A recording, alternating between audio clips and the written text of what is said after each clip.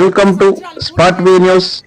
దేశవ్యాప్తంగా జరిగే కలశయాత్రలు ఓబీసీలను చైతన్యం చేసి చట్టసభల్లో ఓబీసీలకు రాజకీయ రిజర్వేషన్లు సాధించడమే లక్ష్యమని యాదవ సంఘం జాతీయ నాయకుడు సోము ప్రకాష్ యాదవ్ ప్రకటించారు.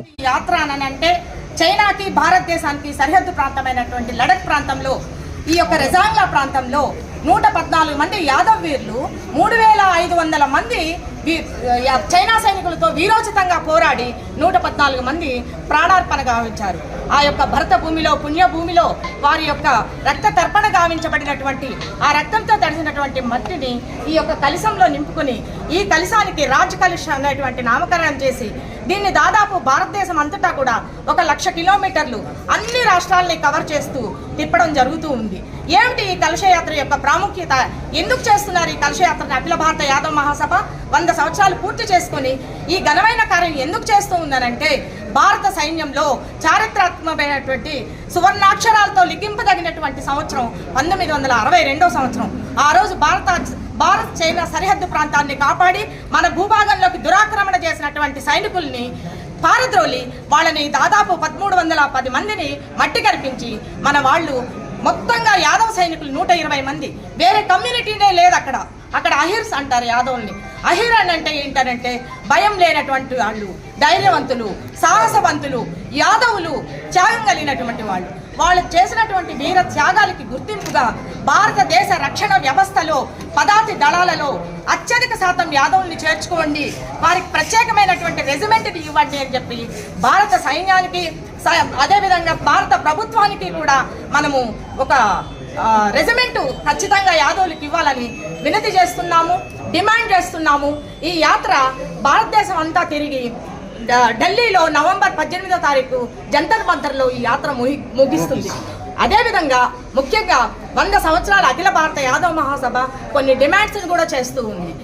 Political reservations for OBCs in legislatures, చట్ట సభలలో రాజ్యాధికారం కోసం పొలిటికల్ రిజర్వేషన్స్ ఇవ్వాలి శాసనసభలోను పార్లమెంట్లోను అనేటువంటి ఒక డిమాండ్ అయితే, మహిళా రిజర్వేషన్ బిల్లులో 33% మహిళా రిజర్వేషన్ బిల్లులో 11% ఓబీసీ మహిళలకు కేటాయించాలి అనేటువంటిది ఒక విషయం అయితే, తిరుపతి తిరుమల దేవస్థానం చరిత్రను మొత్తము పరిశీలిస్తే మొత్తంగా యాదవుల చరిత్రతో ముడిపడిపోయింది అని చెప్పనేటువంటి అంశము ఒక చారిత్రాత్మకమైనది.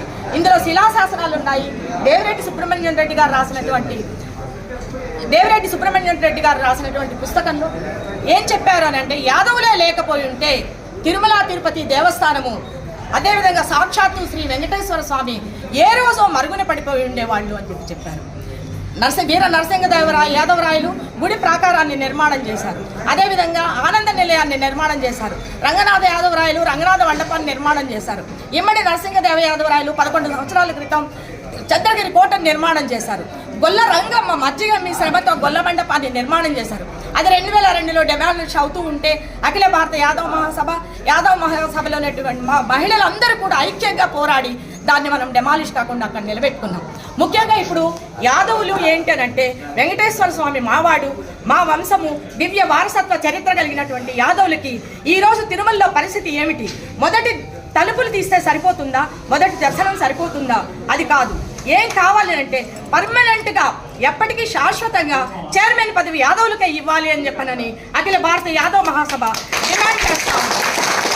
అదేవిధంగా single largest community Yadavs spread all over India. ఈ భారతదేశానికి మొదటి నుంచి కూడా పోషకాహారాన్ని అందించిన వాళ్ళు ఎవరైనా ఉన్నారంటే అది యాదవులే.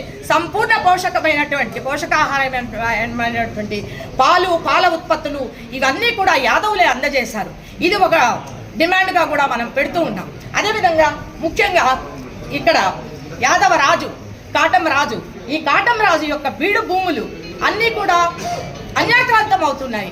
ఈ బీడు భూములన్నింటినీ కూడా పరిరక్షించి యాదవులకి అదేవిధంగా బీసీలకి పశుపోషణ కోసం మాత్రమే కేటాయించాలి అనేటువంటిది కూడా మరొక డిమాండ్గా చేస్తూ యాదవులు శ్రీమద్ భగవద్గీతని అఖిల భారత యాదవ్ మహాసభ 100 సంవత్సరాలు పూర్తి చేసుకొని యాదవాభ్యుదయంతో ఏం చెప్తూ ఉందనంటే, భగవద్గీతని the first universal comprehensive human constitution అని చెప్తా ఉంది.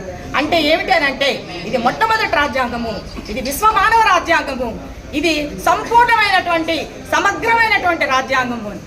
5000 సంవత్సరాల క్రితం శ్రీ శ్రీకృష్ణ భగవానుడు ఇచ్చినటువంటి రాజ్యాంగంగా సర్వే జన సుఖినో భవంతు బహుజన హితాయ బహుజన సుఖాయ అని చెప్పని తెలియజేసినటువంటి రాజ్యాంగం. జై యాదవ్. అధ్యక్షులు మహేశ్వరి యాదవ్ చెప్పినది సమగ్రంగాను విస్తృతంగాను స్పష్టంగా ఉంది.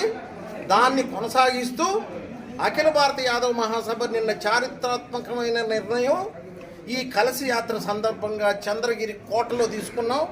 చంద్రగిరి కోటలో జరిగిన మొట్టమొదటి డిక్లరేషన్ ఏమనంటే అఖిల భారత యాదవ్ మహాసభ రెజాంగ్లా కలసి యాత్ర సందర్భంగా యాదవుల ప్రాముఖ్యతని తిరిగి సంతరించుకోవాలని, ఈ ప్రాంతాన్ని 320 సంవత్సరాల పాటు యాదవులు పరిపాలన చేసినారని చెప్పనని తొండమనాడు, నాగలాపురము, చంద్రగిరి రాజ్యాలు స్థాపించినారని చెప్పనని ఆ స్థాపనకి సంబంధించిన చరిత్రని సంక్షిప్తం చేసి తిరుపతి జిల్లాలో ముఖ్యంగా చంద్రగిరి, తిరుపతి, నాగలాపురం, నగిరి, కాళహస్తి ప్రాంతాల్లో యాదవులకి అన్ని పదవుల్లో కూడా సరే ప్రాధాన్యత ఇవ్వాలని చెప్పి డిమాండ్ చేస్తూ పొలిటికల్ రిజర్వేషన్లు సాధించే అంతవరకు మీకు ఒక్క మాట చెప్పి ముగిస్తాను.